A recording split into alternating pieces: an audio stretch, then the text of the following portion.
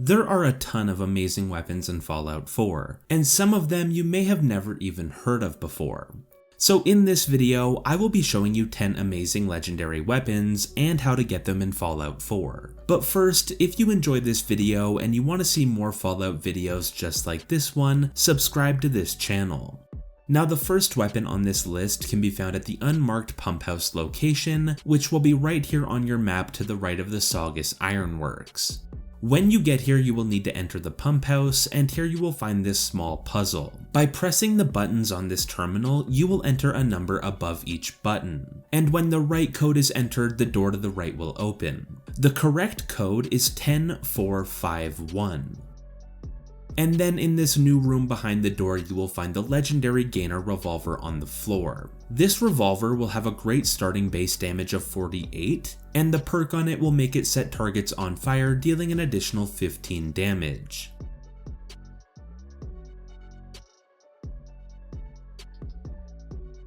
To get the next weapon on the list, head over to Walden Pond. When you get here, look for this drain pipe that you can enter, which will lead you into a raider hideout. After you clear out all of those raiders, you can then make your way to this storage room, and here you will find a bunch of great items, including the Big Jim legendary melee weapon. Now this is a really great early game weapon as it can do some good damage, and the perk on it will give you a 20% chance to cripple your target's leg. And on top of that, it is free and just requires you to take out 4 low-level raiders. So for dealing with those 4 raiders, you will get a great early game legendary weapon and a ton of other items that you can find laying around the area, like consumables, ammo, and crafting resources.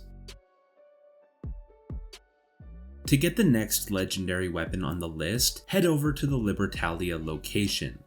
When you get here, you will need to make your way to the top of this big boat building, and here you will find the captain's cabin.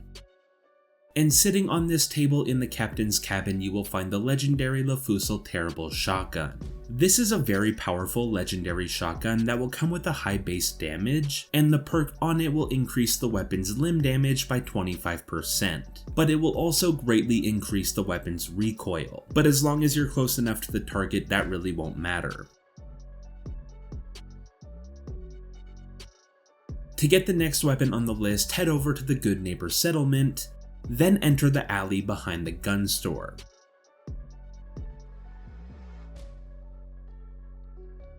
And at the end of the alley, you will find this door that will open as soon as you get close to it. And here you will meet Bobby. She will give you a pretty short side quest called the Big Dig.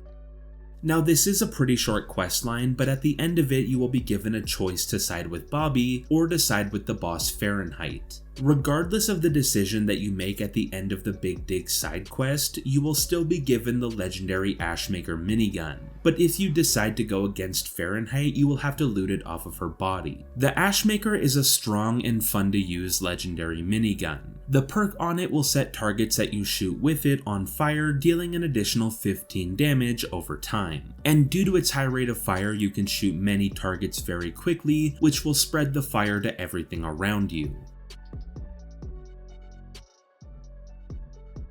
To get the next weapon on the list, head over to the Dunwich Boar's location. When you get here, you will need to take out all of the raiders, then make your way to the underground tunnels. And at the end of the tunnel, you will find this hole in the ground full of water. Jump in and swim down, and here you will find Creme Tooth.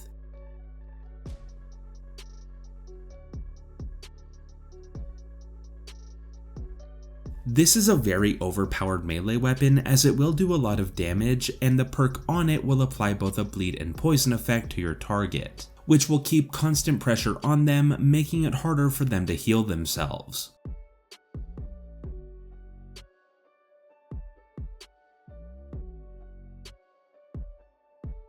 To get the next weapon on the list, head over to Swan's Pond.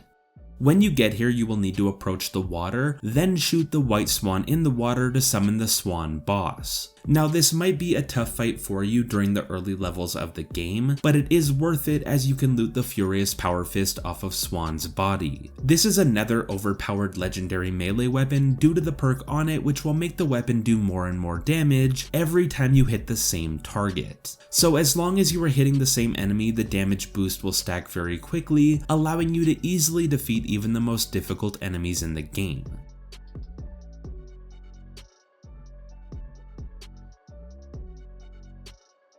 The next weapon on the list will come from the Diamond City Market. When you get here, talk to the vendor Arturo, and he will be selling the legendary Big Boy Fatman. Now this weapon can do a ton of damage just like every other Fatman, but the Big Boy will have a perk on it which will make the weapon fire 2 mini nukes every time you pull the trigger. And that second mini nuke doesn't come from your reserve ammo, so it is technically free. So you will be able to double the damage output of this weapon for free. You can also add the Merv mod to this weapon, which normally makes Fatmans fire 6 mini nukes, but on the Big Boy the Merv will actually fire 12 mini nukes, which will wipe out pretty much everything you encounter in Fallout 4. It is an expensive weapon, but it's definitely worth it. The next weapon can be found at Vault 81. When you get here, talk to the vendor Alexis, and she will be selling the legendary Overseer's Guardian Rifle. This is a very overpowered weapon as it will just tear through everything that you encounter in the game, but on the other hand it will make the game feel very easy. This is because of the high base damage on the Overseer's Guardian and the fact that it will use a common ammo type. But what really pushes this weapon over the edge is the perk on it, which will make the weapon fire 2 rounds every time you pull the trigger, which just like the Big Boy will double your damage output for free. Now it will come with a scope, but I suggest removing it as it will just be too hard to aim through the scope with the aggressive recoil of the weapon. But putting a different sight on it and using it for short to medium range will make the Overseer's Guardian incredible. Or you could keep the scope on it and use it for your VATS build.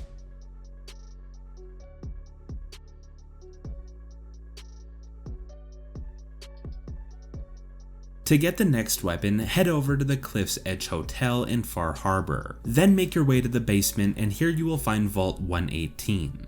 When interacting with the controls for the vault door, a voice will come over the intercom and ask if you are the detective that the vault dwellers have called for. If you say yes, they will let you in, and a very interesting side quest will start. But if you don't feel like completing that side quest, you can go into the main ballroom, then go to the couch on the right, and here you will find the legendary Fence Buster.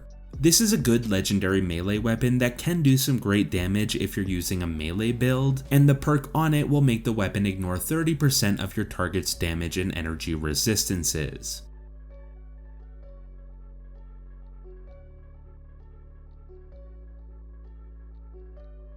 And the final weapon on the list will be another legendary baseball bat. But to get it, you will need to go to the Safari Park in Nuka World and talk to Cito. At first, Cito will come off as a crazy caveman that you will be able to kill to take over the park. But if you talk to Cito nicely and agree to help him protect his family and also allow him to peacefully live in the park after it's cleared out, he will give you the legendary Cito Shiny Slugger. This is a very strong melee weapon due to its high base damage and the perk on it, which will refill your action points on critical hits. So it will work very well with melee builds. And those are 10 legendary weapons that you don't want to miss in Fallout 4, but I would love to know which of them are your favorites in the comments below. I hope you enjoyed this video and thank you for watching.